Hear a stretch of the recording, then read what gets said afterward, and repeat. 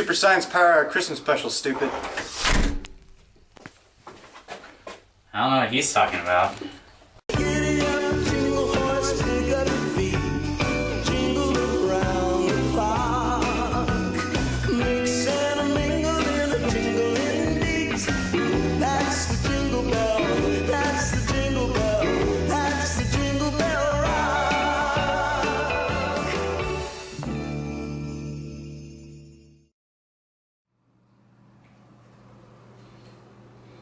A look at thermodynamics.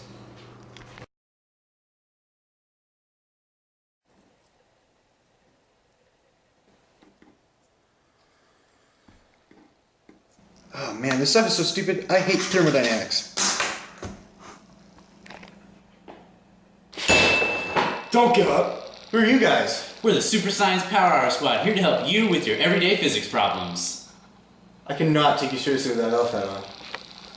It's a Christmas special. Deal with it. Let's show you how thermodynamic cycle works. Alright, let's go. Hey Jordan, do you want to learn about thermodynamic cycles? Of course I do. Alright, cool. Check this out. This is a pressure volume graph. As you can see here, I am going to draw different temperature lines. If you want to have an isothermal process, let's say that you follow this line. In this way, temperature is constant, but volume and pressure are subject to change. Now let's say you want to keep the volume the same. In an isochoric process, you could break this down. In this way, pressure and temperature are subject to change. Do you want to have an isobaric process? Let's bring this back. In this way, pressure is constant while volume and temperature are subject to change. Finally, adiabatic processes. This process is when no heat is able to enter or be removed from a particular system. And this adiabatic process these adiabatic processes are known to be steeper than isothermal processes. Cool, I'm starting to understand it now. So I understand this somewhat now, but where do I see this in real life? Well, let's look at different processes. Adiabatic. We know that everything changes, but heat is not added or removed. That's a refrigerator. The heat, no heat is added or removed, but yet we have a change in temperature, we have changes in pressure, and we have changes in volume. Isothermal. Pulling on a plastic bag. When you pull on a plastic bag, what that would do, it would not increase the temperature. The temperature remain the same, but by pulling on it, you're increasing the volume and thus decreasing the pressure. Isobaric. No change in pressure, right? So plastic bag in the refrigerator. Temperature would obviously change in a refrigerator, but volume would change as well. Volume would get smaller because it's colder, but the pressure would never change. Lastly, you have isochoric. This is the volume remains constant. So this is a can refrigerator.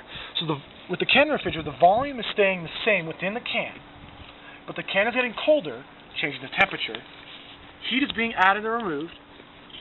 So in the case of refrigerator, it's being removed, and the pressure is decreasing in the can as well because of the change in temperature. These are real-life processes that you can do right at home.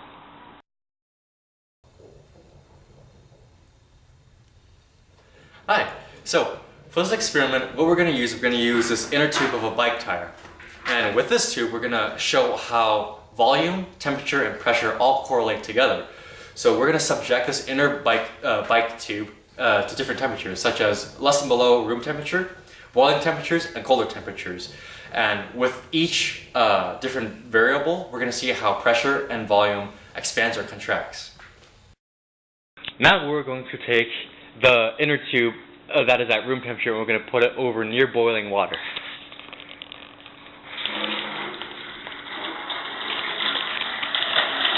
Watch out, ladies and gentlemen, don't do this at home. Now hold it in.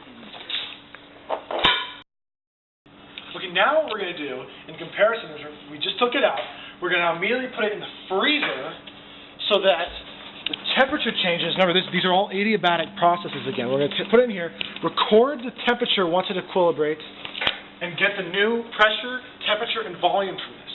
Then we're going to see how it all compares. Alright, Mr. Claus.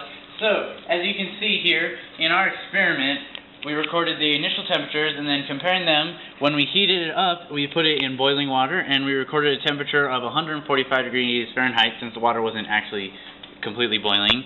And then we have a change in the diameters, which equivalates to a change in the volume that increased along with the temperature, and then the pressure also increased in this situation. And so then when we cooled it down, we put it in the freezer until it got to 32 degrees, and then we recorded a different diameter, which was less than both of these, and the pressure, which was also less, and then the volume was even less still. And so then, once it heats back up to the final to create the adiabatic process, we recorded the system to come back to the initial temperature and pressure and volume. I understand thermodynamics now. So, Mr. Claus, what thermodynamic cycle did you experience today? Adiabatic process. And what changes in that process? That is where everything changes, but no heat is added or removed. So, Mr. Claus, what happens in the isothermal process? Isothermal is when temperature stays constant and everything else changes. And what happens in isochloric process? Isochloric is when volume stays constant and everything else changes. So Mr. Claus, what about an isobaric process? Isobaric is when pressure stays constant and everything else changes. I finally understand thermodynamics. Mission accomplished! Yeah!